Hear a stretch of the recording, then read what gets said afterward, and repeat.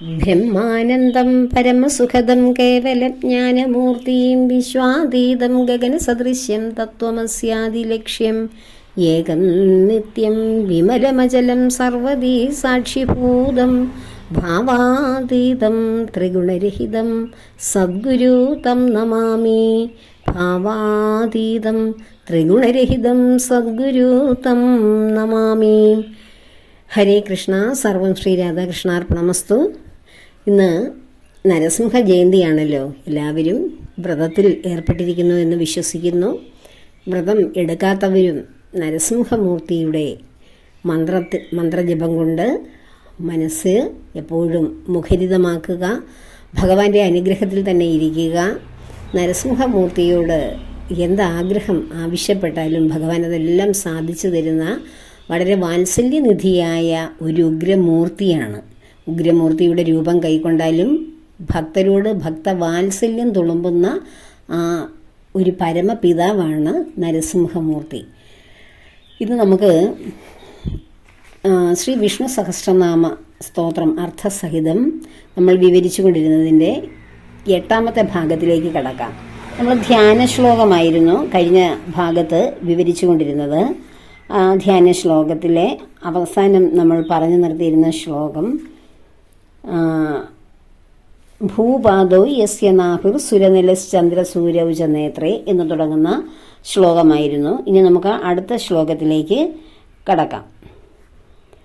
ശാന്താകാരം ഭുജഗശയനം പത്മനാഭം സുരേശം വിശ്വാധാരം ഗഗനസദൃശ്യം മേഘവർണം ശുഭാംഗം ലക്ഷ്മീകാന്തം കമലനയനം യോഗിഹൃദ്യാനഗമ്യം വന്ദേ വിഷ്ണും ഭവഭയകരം സർവലോകൈകനാഥം മേഘശ്യാമം പീതകൗശേയവാസം ശ്രീവത്സാംഗം കൗസ്തുഭോത്ഭാസിതാംഗം പുണ്യോപേതം പുണ്ടരീകായദാക്ഷം വിഷ്ണും വന്ദേ സർവലോകൈകനാഥം. ഈ വരികളുടെ അർത്ഥം നമുക്ക് നോക്കാം. ശാന്താകാരം ഭുജഗശയനം പത്മനാഭം സുരേശം.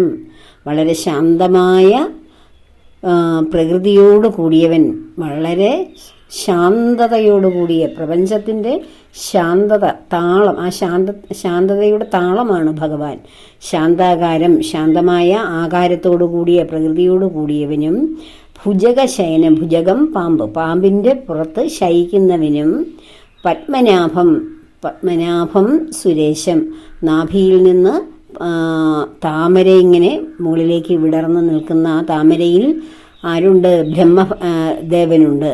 പത്മനാഭം സുരേശം വിശ്വാധാരം, വിശ്വത്തിൻ്റെ മുഴുവൻ, പ്രപഞ്ചത്തിൻ്റെ മുഴുവൻ ആധാരമാണ് ഭഗവാൻ. വിശ്വാധാരം ഗഗന സദൃശ്യം, ഗഗനം ആകാശം, ആകാശത്തിന് തുല്യം, അതായത് ആ നീലമേഘ വർണ്ണനായ ഭഗവാൻ ഗഗനത്തിൻ്റെ നിറവും ഗഗനം പോലെ വിശാലമായി പ്രപഞ്ചം മുഴുവൻ നിറഞ്ഞു നിൽക്കുന്ന മേഘവർണം ശുഭാംഗം, ആകാശ സദൃശനും മേഘത്തിൻ്റെ വർണ്ണത്തോടു കൂടിയവനും ശുഭമായ അംഗങ്ങളോട് കൂടിയവനും മംഗളകരമായ അംഗങ്ങൾ എല്ലാവർക്കും, ഭഗവാന്റെ കരങ്ങളായാലും പാദപത്മങ്ങളായാലും എല്ലാം, നേത്രങ്ങളായാലും പുഞ്ചിരി തൂകുന്ന ചുണ്ട്, വായയാണെങ്കിലും അങ്ങനെ ഓരോ അവയവങ്ങളും ഭക്തർക്ക് അനുഗ്രഹത്തെ, ശുഭത്തെ, മംഗളത്തെ പ്രദാനം ചെയ്യുന്ന അവയവങ്ങളോട് കൂടിയവനായ ആ ഭഗവാനെ വന്ദേ വിഷ്ണു,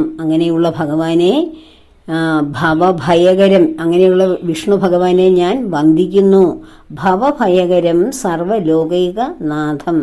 ഭവം ഈ സംസാര ദുഃഖം, ആ സംസാര സാഗരമാകുന്ന ആ ഭയത്തെ ഹരിക്കുന്നവൻ, ഇല്ലാതാക്കുന്നവൻ. ഭവഭയഹരം, സംസാര സാഗരമാകുന്ന ദുഃഖത്തെ, അതായത് ഈ ജീവിത ദുഃഖത്തെ ഇല്ലാതാക്കുന്നവനും സർവലോകത്തിൻ്റെയും ഏകനാഥനും, ലോകൈകനാഥൻ, സർവലോകത്തിൻ്റെ ഏകനാഥനുമായിട്ടുള്ള ആ ഭഗവാനെ വന്ദേ വിഷ്ണു, ആ അങ്ങനെയുള്ള വിഷ്ണുവിനെ ഞാൻ പ്രാർത്ഥിക്കുന്നു അല്ലെങ്കിൽ നമിക്കുന്നു.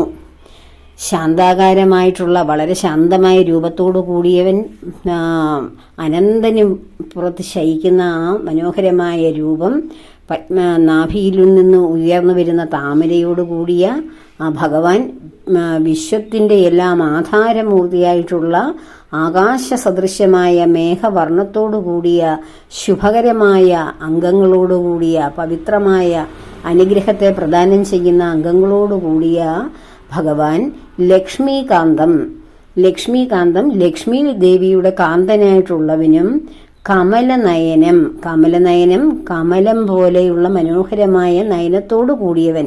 കമലം താമരയുടെ ഇതൾ പോലെ നീണ്ട മനോഹരമായ കണ്ണുകളോടു കൂടിയവനും യോഗി ഹൃദ്യാന ഗമ്യം യോഗികളുടെ അവരുടെ ഹൃദയത്തിൽ ആ ധ്യാനം ചെയ്യുമ്പോൾ ഉയർന്നു വരുന്ന ആ ഭഗവാൻ, യോഗിമാരുടെ ഹൃദയത്തിൽ ധ്യാനനിരതമായിരിക്കുന്ന യോഗിമാരുടെ ഹൃദയത്തിൽ മാത്രം തെളിഞ്ഞു വരുന്ന ആ മനോഹരമായ ഭഗവത് സ്വരൂപത്തോടു കൂടിയ ആ വിഷ്ണുവിനെ എന്തു ചെയ്യുന്നു?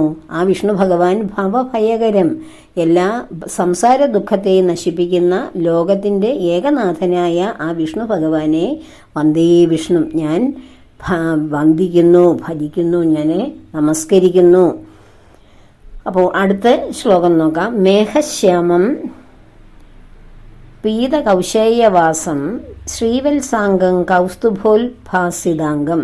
മേഘശ്യാമം കാർമേഘവർണ്ണത്തോടു കൂടിയ ആ മനോഹരമായ കോമളരൂപം.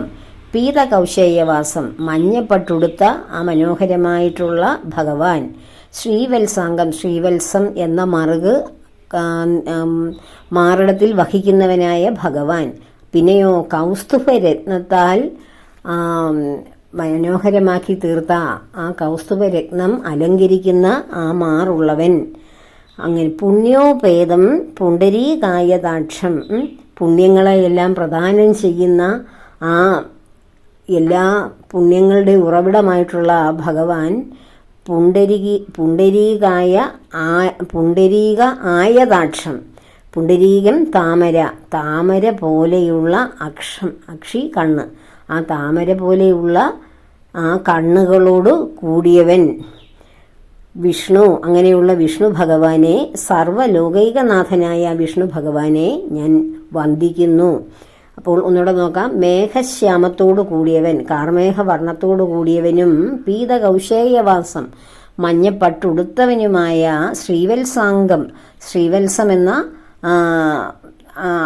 മറുകോടു കൂടിയവനും കൗസ്തുഭരത്നമണിഞ്ഞവനും പുണ്യോപേതം പുണ്യങ്ങളെ പ്രദാനം ചെയ്യുന്നവനും പുണ്ടരീകായതാക്ഷം എന്ന് വെച്ചാൽ താമര ഇതൾ പോലെ മനോഹരമായിട്ടുള്ള കണ്ണുള്ള ആ ഭഗവാനെ, അങ്ങനെയുള്ള സർവ്വലോകത്തിൻ്റെയും ഏകനാഥനായ അല്ലയോ ഭഗവാനെ, അല്ലയോ വിഷ്ണു, അങ്ങയെ ഞാൻ വന്ദിക്കുന്നു.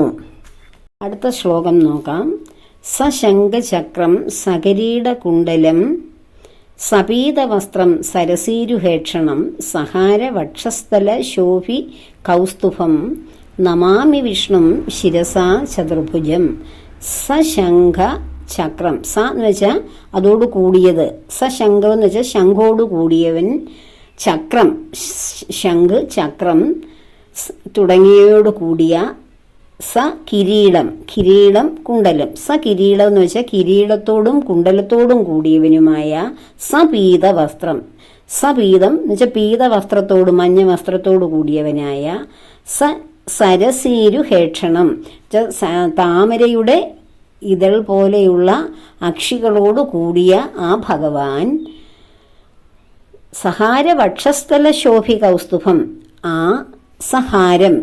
ഹാരങ്ങളോട് കൂടിയവനായ, ഹാരം മാലകൾ, മുത്തുമാലയും വനമാലയും അങ്ങനെ അനേകം രത്നങ്ങൾ അണിഞ്ഞ മനോഹരമായ ആഭരണങ്ങൾ അണിഞ്ഞവനായ, മാലകൾ അണിഞ്ഞവനും, പിന്നെയോ കൗസ്തുഭരത്നം കൊണ്ട് ശോഭിക്കുന്ന വക്ഷസ്സുള്ളവനുമായ ആ വിഷ്ണുവിനെ നമാമി വിഷ്ണു ശിരസ ചതുർഭുജം, ആ ചതുർബാഹുവായ ഭഗവാനെ ഞാനിതാ സാഷ്ടാംഗം നമിക്കുന്നു.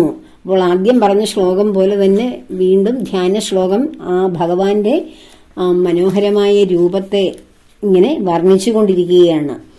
അങ്ങനെ ശംഖ് ചക്രം കിരീടം കുണ്ടലം കുണ്ടലം എന്ന് വെച്ചാൽ കാതിൽ അണിയുന്ന കമ്മല്, ഇവയോട് കൂടിയ പീതവസ്ത്രം ധരിച്ചവനായ താമരയുടെ ഇതൾ പോലെയുള്ള ആ താമരയുടെ ഇതൾ പോലെയുള്ള കണ്ണുള്ള ആ ഭഗവാൻ, അതുപോലെ തന്നെ സഹാര വക്ഷസ്ഥല ശോഭി കൗസ്തുഭം, വക്ഷസ്ഥലത്തിൽ ശോഭിക്കുന്ന കൗസ്തുഭ രത്നവും പിന്നെ ഹാരം, ഹാരങ്ങൾ, വനമാലയും മുത്തുമാലയും മണിമാലയും ധാരാളം മാലകൾ അണിഞ്ഞവനും ആയിട്ടുള്ള ആ ഭഗവാനെ, ചതുർബാഹുവായ ഭഗവാനെ ഞാനിതാ സാഷ്ടാംഗം നമിക്കുന്നു.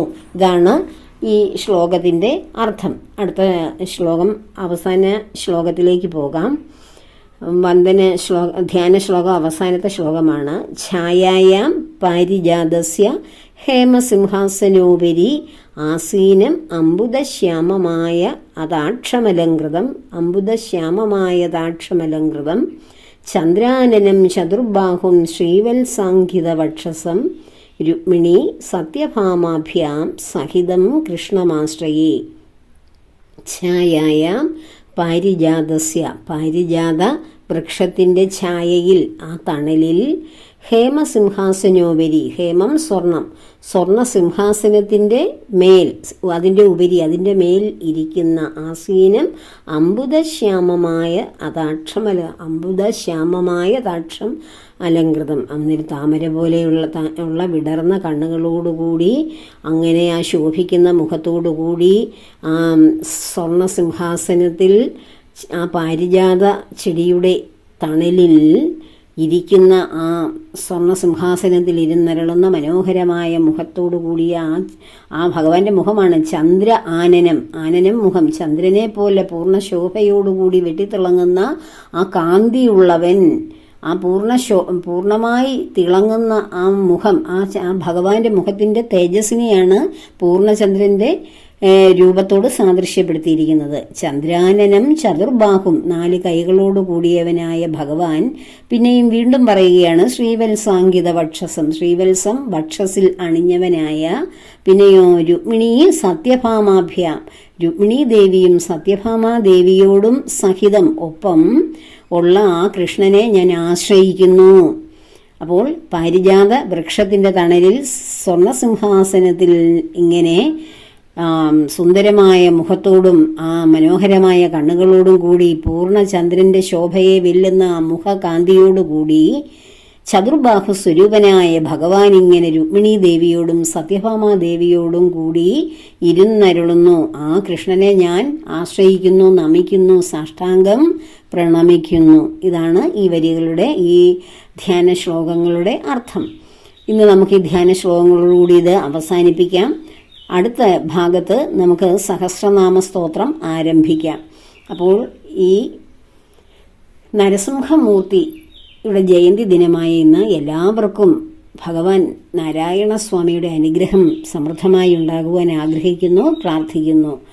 എല്ലാ കർമ്മങ്ങളും ദേവിയുടെയും ഭഗവാന്റെ പത്മപാദങ്ങളിൽ ചേർക്കുന്നു. ലോക സമസ്ത സുഖിനോ ഭവന്തു.